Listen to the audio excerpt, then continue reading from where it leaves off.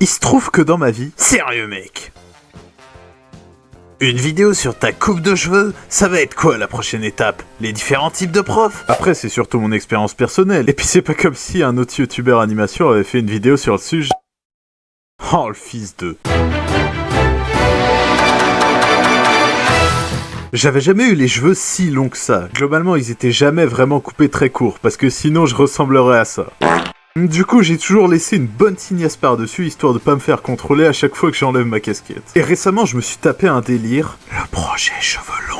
Tu vois ça partout sur Insta. Des boucs qui passent d'un œil ultime à giga chat absolu en se laissant pousser les tifs. Au début, tu vois, je me suis dit, je vais laisser pousser. Parce que marre d'avoir la même coupe depuis que je suis né. Tu penses vraiment que t'es né avec un taper? Je croyais que je pouvais le faire.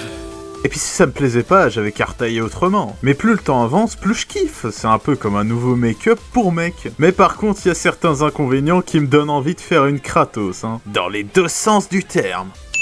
Parce qu'il y a un truc que tu remarques direct quand tu commences à laisser pousser. C'est que les cheveux arrière de ton crâne et les cheveux de devant, comme les pattes, sont pas de la même longueur. Ok. Ouais, je sais, ça paraît pas ouf comme ça, mais c'est super chiant au début. Parce que t'attaches ce qu'il y a derrière, mais pas ce qu'il y a devant, étant donné que c'est trop court. Donc avec tout ça, bah je ressemblais à... Vous savez, je danse en communauté et je ramasse les pieds. Cette vidéo a été supprimée pour atteinte à l'intégrité.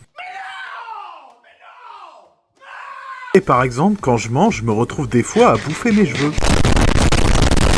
Cheveux assaisonnés aux spaghettis de la veille sera un excellent brunch pour toutes les personnes trop calmes dans la vie. Et j'ai aussi remarqué que j'avais le même problème que Léo Succulent. C'est-à-dire que si je les touche pas, ils font de sortes de vagues bouclées qui me donnent un style que j'apprécie beaucoup. Mais à la seconde où je les lave, c'est mort. Ils deviennent presque impossibles à coiffer et prennent 10 fois plus de volume. Si je les coiffe pas, j'ai la dégaine à Hayden Frost Prime sous pique en gel cellulaire. Ah oui aussi, depuis que j'ai les cheveux longs, il y a un nouveau type de personnes qui sont arrivées dans ma vie. En gros, à chaque fois que je passe devant un de ces bougs, il va me lâcher des trucs pas si gênants au premier abord, mais super chiants à entendre à longueur de journée.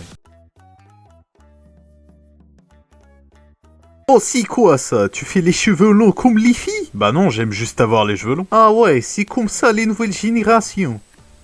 Tous des geeks. Après ça, je vous rassure, hein, c'est souvent des darons de 50 piges, avec une calvitie tracée chez Leroy Merlin. Voilà, donc une fois que tout ça a bien poussé, on peut commencer à constater quelques avantages. À commencer par le fait que, bah, je sois plutôt beau gosse. Je te rappelle que t'as toujours pas de meuf, mec.